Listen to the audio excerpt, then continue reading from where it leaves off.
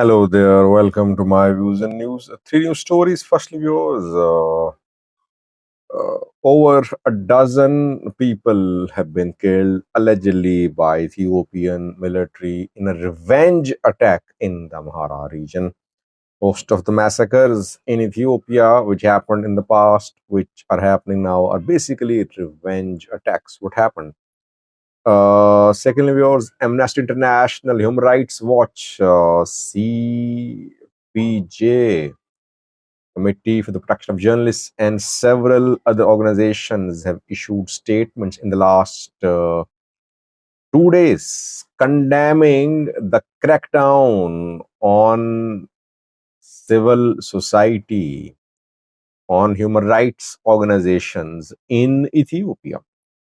Lastly, Eritrean Brigade Hamado members protested in Sweden around 24 hours ago. A rally was taken out. What was the agenda?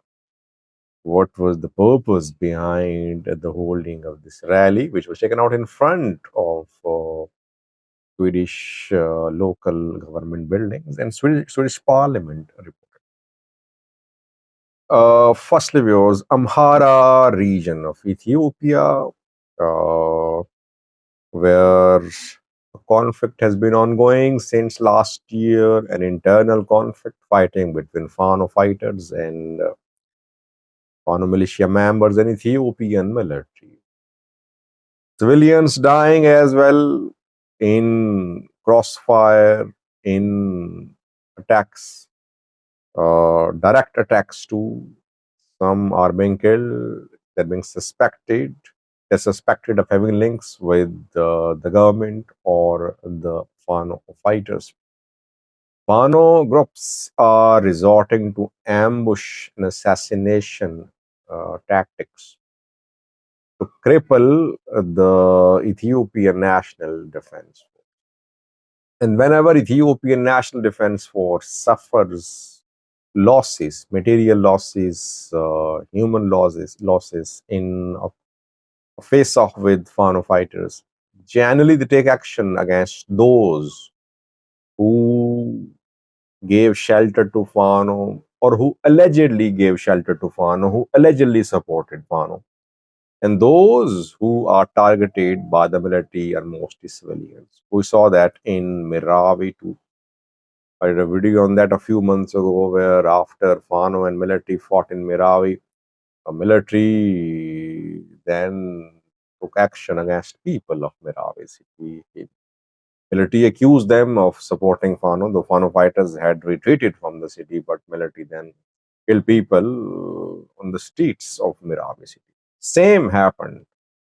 Almost same type of incident unfolded in Jiga town. Jiga is situated in West Gojam zone of the Amhara region. Gojam, East Gojam, West Gojam, totally destabilized. By road travel very risky. Ethiopian National Defense Force convoys are ambushed by Fano fighters. A convoy was ambushed by Fano fighters in Jiga town, reportedly. Fano fighters fled after that, and then military took action against people in Jiga town.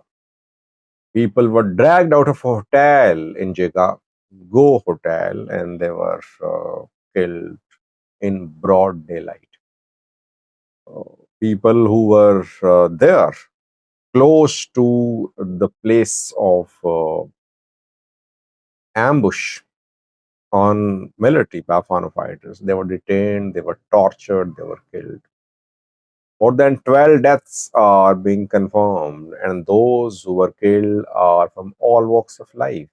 Some were Bajaj drivers, others bank employees, etc. Military accused them of supporting Fano in Fano's attack on the military. When Meravi massacre happened, people were killed there in broad daylight, extrajudicially by military. The Ethiopian communication minister denied the incident. He said that no such incident happened. Rather, extremists died who were attacking security forces. Let's see what the government says about what happened in Jiga town in West Gojam around 72 hours ago. Incident happened around 72 hours ago in Jiga town. Secondly, viewers, human rights organizations, international organizations are voicing their support for Ethiopian human rights organizations, Ethiopian journalists, Ethiopian civil society organizations. Amnesty International a few hours ago published a report about Ethiopia. Human Rights Watch also published a report. Committee for the Protection of Journalists, CPJ, also issued a report this week.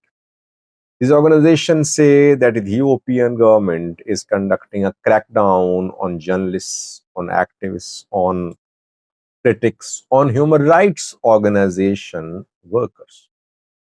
Human Rights Commission of Ethiopia, Human Rights Council of Ethiopia, both are complaining that they're not being allowed to work. Their offices are attacked. Their officials are harassed. They are stopped from conducting inquiries. 9 journalists have been arrested in the Amhara region since the imposition of state of emergency, which happened last year. Then the emergency expired earlier this month. Around 200 journalists arrested in the last few years in Ethiopia, according to this report by Amnesty International. Amnesty International says that human rights organizations are not being allowed to work freely. Their offices are being attacked. Their officials are being harassed.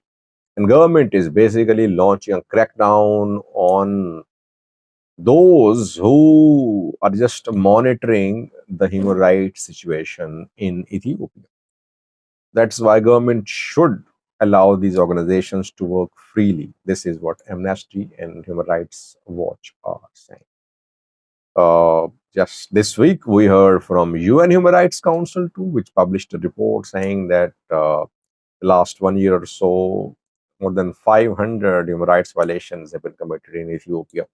70% committed by Ethiopian security forces. Things seem to be piling up against Ethiopia in terms of human rights record. That's why I say that Ethiopian case to get bailout package from IMF and World Bank will face more obstacles now. Keeping in view so many reports in the last few days by human rights organizations, by UN Human Rights Council, etc. Lastly, was Eritreans protested in Sweden around 24 hours ago. The protest was organized by Brigade Nehamado, Eritrean Opposition group, which is organizing itself in entire Europe, in Ethiopia, in Israel, in Canada, in US, etc. Brigade Nehamado members complain that Eritrean government interferes in European countries too. It splits, it tries to create divisions in Eritrean diaspora. It resorts to violence and deadly attacks on Eritrean justice seekers, Eritrean opposition groups in Europe. They call it long arm of Eritrean government. Eritrean government intervenes, they say, through their agents, through the people who support the government. They're asking the European government to take action against this long reach of Eritrean government. They want Europe to protect Eritrean opposition groups, opposition parties. Europe has become definitely the ground for battles between Eritrean opposition groups and Eritrean pro-government groups.